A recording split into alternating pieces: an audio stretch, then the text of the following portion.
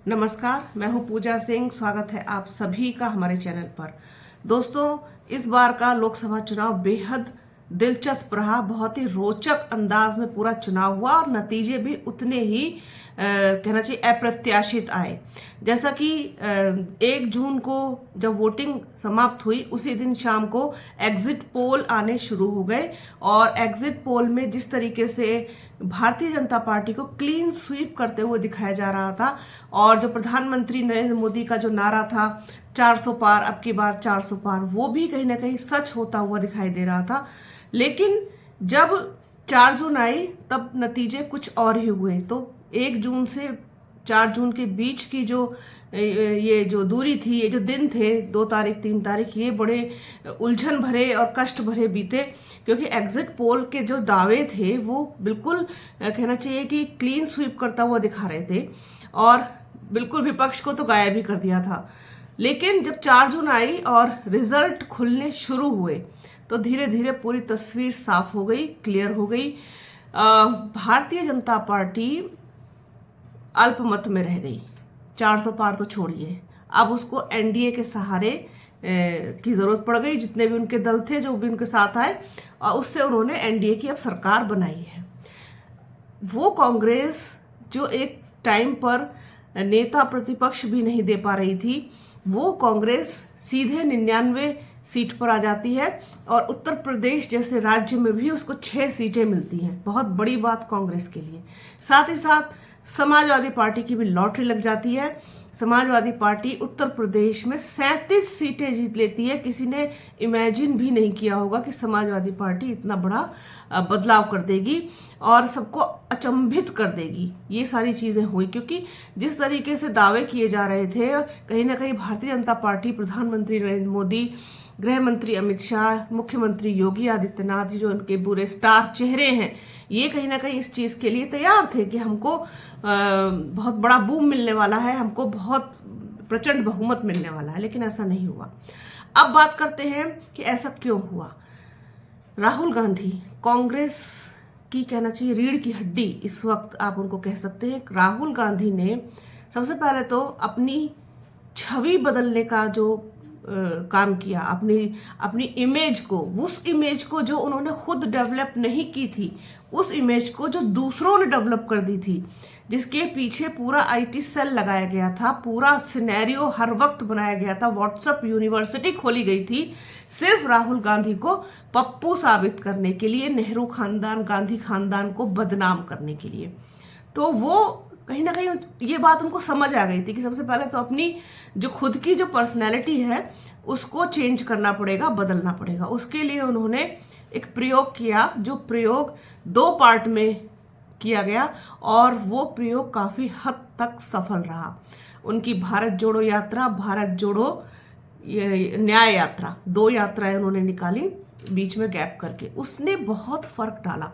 उन्होंने जिस तरीके से यात्रा शुरू की, लोगों से मिलना शुरू किया, लोगों से बातचीत करनी शुरू की, लोगों से इंटरेक्ट करना शुरू किया, लोगों से खुद को कनेक्ट करना शुरू किया, लोगों ने उनको जाना, समझा, देखा और उनका जो व्यवहार था, उनका जो नेचर था, उससे कहीं ना कहीं लोग इम्प्रेस होते चले गए। जब ये पहली वाली जो यात्रा थी ये समाप्त हो गई, उसके बाद जब इसका पार्ट 2 आया तो उसने भी बहुत फर्क डाला। उस यात्रा ने तो जहां से उन्होंने शुरू किया, असम, मणिपुर से लेकर के और महाराष्ट्र में लाकर उन्होंने एंड किया उस चीज का, तो उसमें भी लोगों ने बहुत समझा राहुल गांधी को। पूरब से पश्चिम और उत्तर से दक्षिण उन्होंने पूरा देश नाप डाला।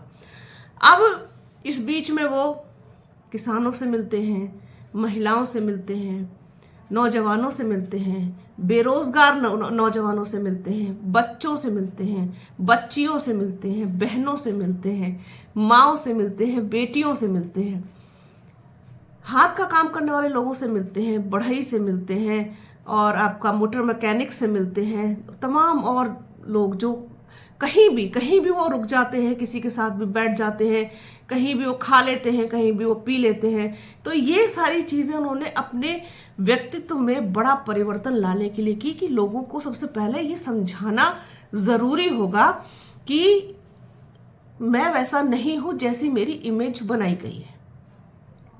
अब आप ये देखिए कि ये सारी चीजें चलती रही, उसी बीच में 2024 का लोकसभा चुनाव भी घोषित हो गया और वो यात्रा जब बिहार में घुसी और बिहार से एंटर होकर के जब यूपी में आई तो फिर बेरोजगार नौजवानों ने जिस तरीके से राहुल गांधी को हाथों हाथ लिया उसका ये परिणाम है। क्योंकि राहुल गांधी या पूरा विपक्ष कह लीजिए, भारतीय जनता पार्टी सिर्फ धर्म, मंदिर, जाति इस पर अड़ी रही और इसी पर ही उसने पूरा चुनाव लड़ना चाहा, पूरा चुनाव खेलना चाहा।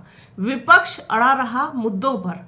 और मुझे लगता है कि किसी भी सभ्य नागरिक को, पढ़े लिखे नागरिक को हमेशा देश में मुद्दे ही होने चाहिए उसके लिए कि वो अपने जो उसका मौजूदा सरकार है उसको चुनौती दे सके मुद्दों के आधार पर। तो विपक्ष मुद्दों पर लड़ा, राहुल गांधी मुद्दों पर लड़े। राहुल गांधी लगातार बात करते रहे बेरोजगारी की, लगातार उन्होंने बात की महंगाई की, लगातार बात की उन्होंने मणिपुर की, लगातार बात की उन्होंने दूसरे जरूरी मुद्दों की, दलितों की, शोषितों की, वंचितों की, महिलाओं की, अल्पसंख्यकों की, सबकी आवाज बनकर वो उठते रहे। इसमें कोई भी बात ऐसी नहीं है जो अपने पास से मैं कुछ ऐड करके कह रही हूँ। ये सबने देखा, सबने महसूस किया। अब ऐसा समय आ गया कि धीरे धीरे राहुल गांधी का रंग जमने लगा है। राहुल गांधी ने चुनाव लड़ा रायबरेली से, प्रचंड मतों से उन्होंने जीत हासिल की। वायनाड से लड़े, वहां से भी जीते। अब दोनों में से एक को चूज करना है तो उन्होंने रायबरेली को चूज किया है। रायबरेली से वो सांसद बने रहेंगे, वायनाड से इस्तीफा देंगे और अब उत्तर प्रदेश को अपने कर्म भूमि बनाने की शायद ठान ली है राहुल गांधी ने। क्योंकि 2027 का इलेक्शन है, पास में है और यहाँ और उत्तर प्रदेश की सीटें देखिए कम रह गई तो क्या हालत से सरकार बनी है केंद्र में। तो हमेशा ही हम सब कहते हैं, जितने भी जर्नलिस्ट हैं सभी कहते हैं इस चीज को कि केंद्र की जो गद्दी है, जो सत्ता है, उसकी जो चाबी है वो उत्तर प्रदेश के पास है। वो यहीं से होकर के रास्ता जाता है और उस गद्दी तक पहुंचता है, उस जगह तक पहुंचता है, उस कुर्सी तक पहुंचता है।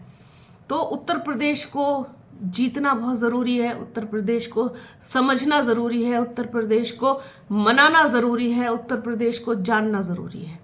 इसलिए अब वो उत्तर प्रदेश में बने रहेंगे। तो पूरा माहौल बदल दिया राहुल गांधी और अखिलेश यादव की जोड़ी ने। जो गठबंधन फिलहाल अभी है, कहने वाले कह रहे हैं, कयास लगा रहे हैं कि गठबंधन टूट सकता है, गठबंधन जा सकता है। तो इस तरीके की बातें तो खैर होती रहती है। फिलहाल अभी इस तरीके का कोई भी फरमान, कोई ऐलान अभी तक नहीं आया है, ना जारी हुआ है। वो तो समय बताएगा क्या रहेगा। 2027 तक ये गठबंधन टिकेगा या नहीं टिकेगा, या कोई और गठबंधन में शामिल होगा, कुछ नहीं कह सकते। लेकिन कुल मिलाकर के राहुल गांधी का रंग अब जमने लगा है। राहुल गांधी को लोग अब समझने लगे हैं, राहुल गांधी को लोग मानने लगे हैं। उन्होंने जिस तरीके का मैनिफेस्टो बना करके जारी किया उसकी भी चर्चा खूब हुई और महिलाएं बहुत उनसे प्रभावित भी हुई। साथ ही साथ यूथ ने बहुत उनको अब खुद को उनसे कनेक्ट पाया बहुत ज्यादा, खासतौर पर रोजगार के नाम पर। पढ़े लिखे इंसान को और क्या चाहिए, नौकरी चाहिए, वो भी एज रहते हुए नौकरी चाहिए, सरकारी नौकरी। तो ये सारी चीजें हैं जिसने राहुल गांधी को एकदम से कहना चाहिए कि जननायक बना दिया। जननायक बन गए वो, इसमें कोई ताज्जुब की बात नहीं है। एक होता है आप डिक्टेटरशिप के जरिए, तानाशाही के जरिए फरमान ले आए, फरमान पे फरमान, आज रात 8 बजे से ये होगा, कल रात से ये होगा, अब ये होगा, उस तरीके की मर्जियां, खुद की मर्जियां जनता पे थोप देना। और एक होता है जनता के बीच जाकर उनकी समस्या सुन करके जनता का दिल जीतना। भले ही आज 99 सीट जीती, पिछली बार तो ये आंकड़ा 40 में था, अब की बार कम से कम 100 के आसपास तो पहुंचा। अगली बार डेफिनेटली अगर अच्छा काम करेंगे, लोगों की आवाज बन करके उठेंगे तो ये बढ़ भी सकता है। तो कुल मिलाकर के ये कहने का तात्पर्य यहाँ ये है कि राहुल गांधी का रंग अब जमने लगा है। आज राहुल गांधी का जन्मदिन 19 जून, उनके कार्यालय पर जिस तरीके से उनके कार्यकर्ताओं में उत्साह, उनमें खुद में उत्साह, उनके परिवार से लेके, मित्र से लेके, उनके समर्थक, कार्यकर्ता, सभी लोग। तो ये बहुत दिनों बाद देखने को मिला। कुछ माहौल बदला देश का, कुछ हालात बदलने की उम्मीद भी जगी कि जो चीजें देश में चल रही हैं फिलहाल उनको रोका जाए। अब ये मनमानी उतनी अपने उस ढंग से नहीं कर पाएंगे, भले ही ये 5 साल सरकार चला लें, जैसे भी चलाएं।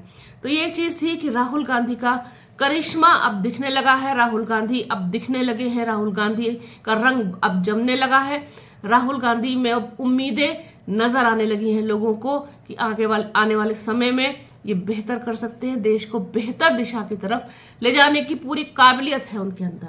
तो ये थी आज की बात, ये मैं करना चाह रही थी, कई दिनों से इस चीज़ को जहन में चल रहा था, सोचा अपने दर्शकों के साथ कुछ शेयर किया जाए। तो बने रहिए हमारे चैनल के साथ, हमारे चैनल को लाइक कीजिए, शेयर कीजिए, सब्सक्राइब कीजिए, बेल आइकन जरूर दबाइएगा। अपना और अपनों का बहुत ख्याल रखिए। जल्द मिलूंगी आपसे एक नए वीडियो में, एक नए मुद्दे के साथ, एक नई चर्चा में। तब तक के लिए जय हिंद।